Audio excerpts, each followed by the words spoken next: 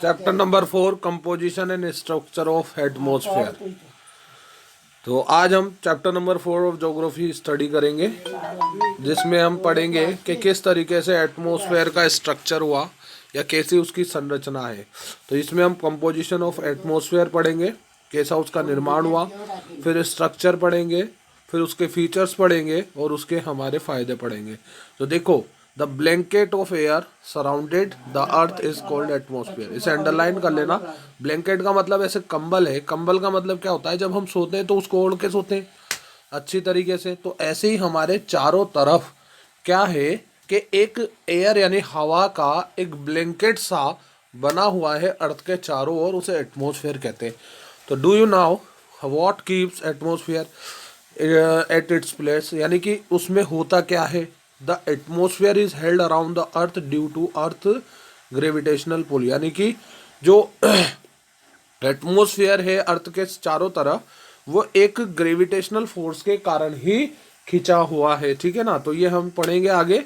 तो the condition of the atmosphere at a particular place determine what type of weather and climate it has. इसका मतलब क्या होता है कि जो एटमॉस्फेयर का मतलब क्या है, एटमॉस्फेयर क्या है, मतलब एक स्थान पर विशेष, एक स्थान विशेष पर कौन सी जो है जलवायु है, कौन सा मौसम है, इस टाइप का जो है क्या नाम से स्थिति को ही हम एटमॉस्फेयर कहते हैं।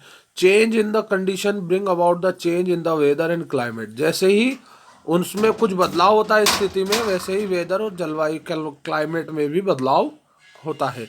This change effect the life too, यानी कि इससे क्या होता है, लोगों का जीवन भी प्रभावित होता है। Discuss in class about the how weather and climate change effect the lifestyle of the people.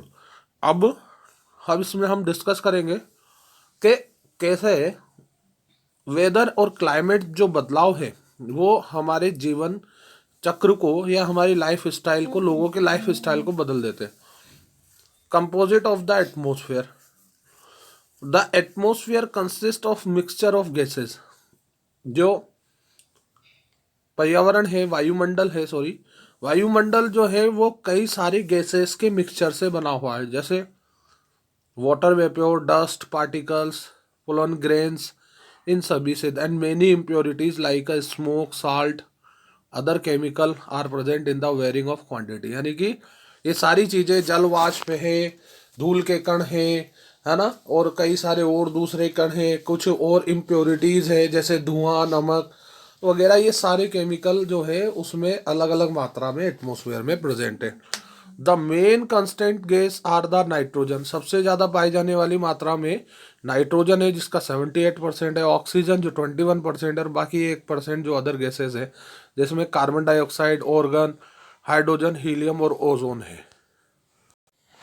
Composite of atmosphere. Atmosphere consist of mixture. ये हमने पढ़ा कि कैसे कैसे जो है एटमॉस्फेयर बना हुआ है, कौन कौन सी गैसेस उसमें पाई जाती है। अब स्ट्रक्चर ऑफ एटमॉस्फेयर पढ़ेंगे। तो atmosphere extend approximately up to 1600 kilometre, यानी कि 1600 किलोमीटर तक इसका फैलाव है।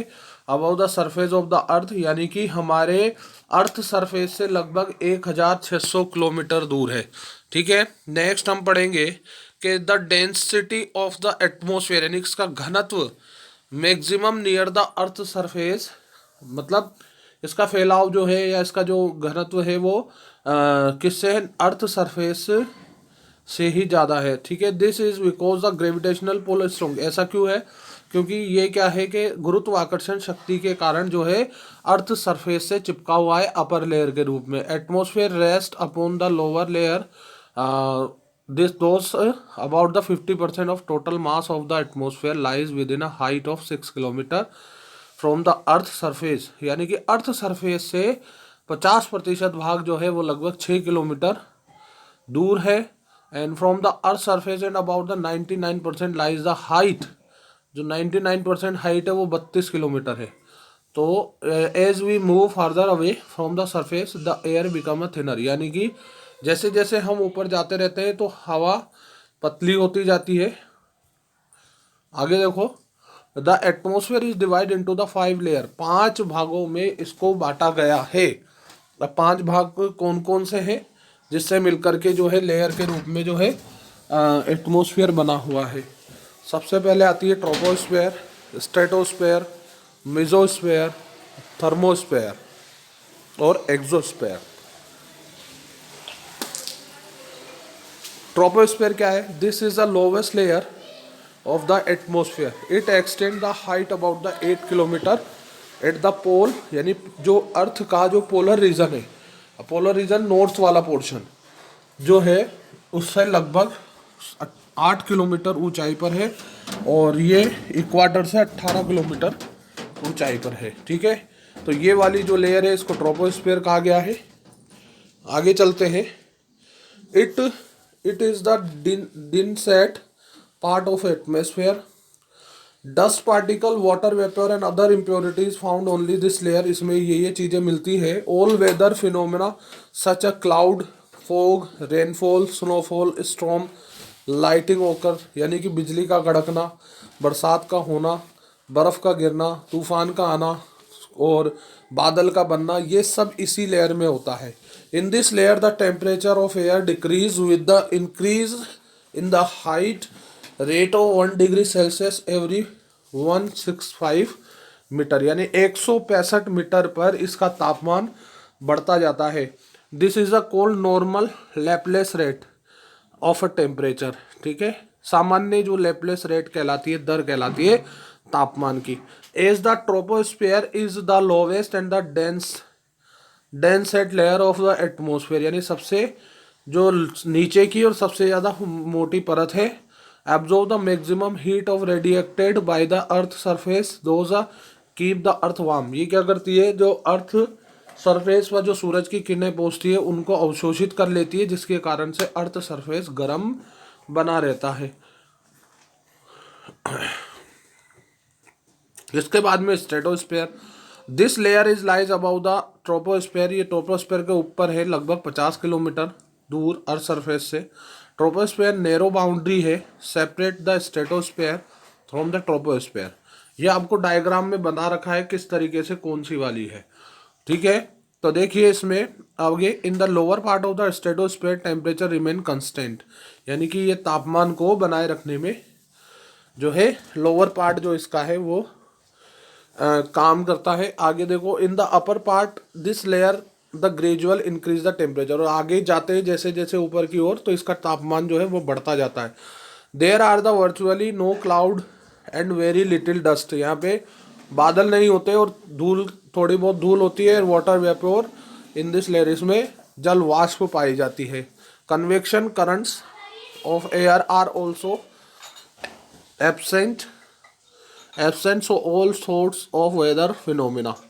The stratosphere contain ozone, यानी कि इसमें ओजोन जो पाई जाती है, ओजोन लेयर जो अल्ट्रावायलेट किरणों को जो है यहाँ पर अवशोषित करके उसका कुछ ही पोर्शन हमारे अर्थ पर पहुँचाती है। अब आती है mesosphere. This layer lies above the stratosphere, और अर्थ से सरफेस से इसकी ऊंचाई जो है 80 किलोमीटर है। ठीक है, इसमें आगे चलते हैं।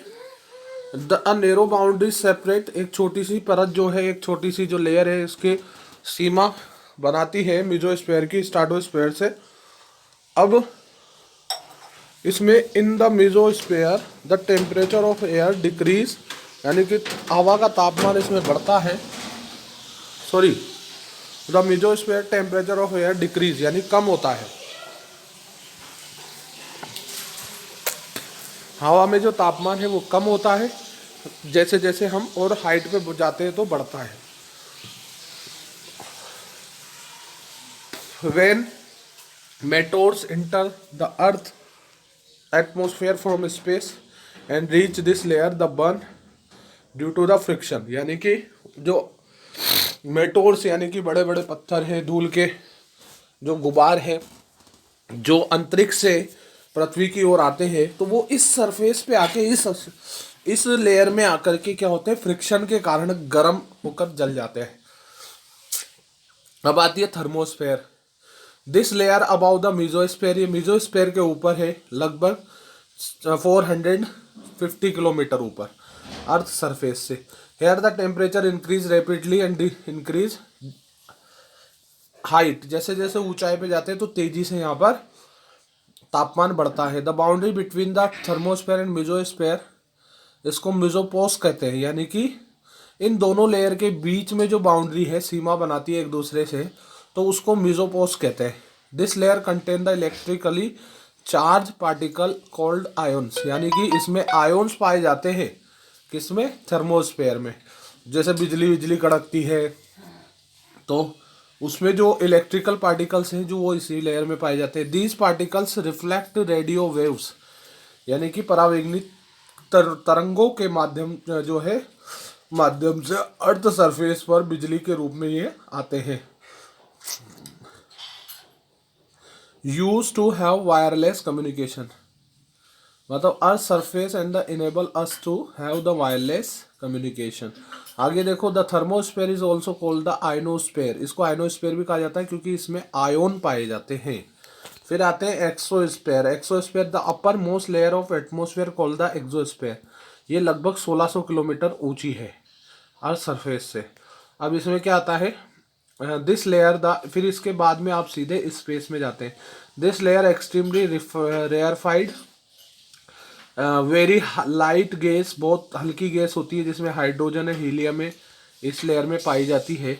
और यहाँ पे nitrogen is required the maintain the fertility of soil, यानी कि उपजाऊपन बनाए रखने के लिए यहाँ पे नाइट्रोजन की ज़रूरत पड़ती है प्लांट्स के। Atmosphere contain oxygen which all the living beings, sorry हम आगे पढ़ेंगे, इसमें वो अलग चीज़ है, वेरी लाइट एंड गैस। अब पढ़ेंगे हम एटमोसफियर के significance. The component of the atmosphere जो है यूजफुल है हमारे कई तरीके से। कैसे? जैसे nitrogen is required the maintain the fertility of soil and whittle for plant, यानी कि जो नाइट्रोजन गैस है वो हमारी मिट्टी के उपजाऊपन को बनाए रखने के लिए बहुत आवश्यक है। Atmosphere contain oxygen with all living beings need to order to stay live, यानी कि जीवित रहने के लिए हमें ऑक्सीजन की जरूरत है और वो हमारे वायुमंडल में पाया जाता है। Carbon dioxide help the plant produce the food and presence of sunlight, यानी सूरज की रोशनी में पेड़ पौधों को भोजन बनाने में जो गैस मदद करती है उसे हम बोलते हैं carbon dioxide. It also keep the earth warm absorbing the heat radiated from the surface, यानी कि ये जो है क्या करती है कि अर्थ को गर्म बनाए रखती है और हीट जो है उसको एब्जॉर्ब करती है। Ozone protect from the some harmful ultraviolet rays of the sun, सूरज से आने वाली परावैंगनिक किरणों से जो हमें बचाती है वो है ओजोन। और वाटर वेपोर जो है एटमॉस्फेयर में जो प्रिसिपिटेशन यानी बरसात का कारण होती है। And the dust particle from the nucleus from the condensation which result in the formation of cloud, यानी कि ये जो डस्ट पार्टिकल्स है, धूल के कण है, धुआं है, ये सारे मिलकर के क्या करते हैं? बादल बनाते हैं जिसके कारण से बरसात और या स्नोफॉल होता है। अब आते हैं green house effect. A greenhouse is a large room made out of glass which used the growing a plant. The glass walls allow to sunlight, यानी कि जैसे आपने ग्लास में एक जो है पेड़ उगाया, पेड़ उगाए तो उसके चारों तरफ की जो दीवारें हैं वो सनलाइट को अंदर आने के जो है अंदर आने देती हैं ड्यूरिंग द डे टाइम, दिन में, बट प्रिवेंट द हीट, लेकिन उसकी पूरी जो गर्मी है वो अंदर नहीं पहुंचने देती। और जो है क्या नाम से जब वो गर्म हो जाता है तो हीट जो है रात्रि को जब ठंडा मौसम होता है तो वो हीट को निकलने भी नहीं देती। तो the heat those gets trapped within a greenhouse and makes a warm, अब उसके कारण से वो क्या होता है कि जो हरित जो हाउस है, यानी कि हमारा जो वायु, जैसे ये सेम टू सेम ऐसे का ऐसे ही है वायुमंडल, चारों तरफ हमारे क्या बना हुआ है? एक ग्लास की तरह एक लेयर बनी हुई है जो क्या करती है कि जो सूरज, दिन में तो सूरज की रोशनी से गर्म हो जाती है और फिर रात को मौसम ठंडा होने पर वो जल्दी से हीट को रिलीज होने नहीं देती। It is useful the growing plant in cold place, यानी ठंडे प्रदेशों में इसके कारण जो है जो पेड़ पौधे उगाए जाते हैं। ठीक है, अब थोड़ा सा पोर्शन इसका रह गया है तो वो हम अगली वीडियो में पढ़ेंगे। Thank you very much. आप इस वीडियो को देखिए और अगर कुछ समझ में नहीं आता तो बताइए।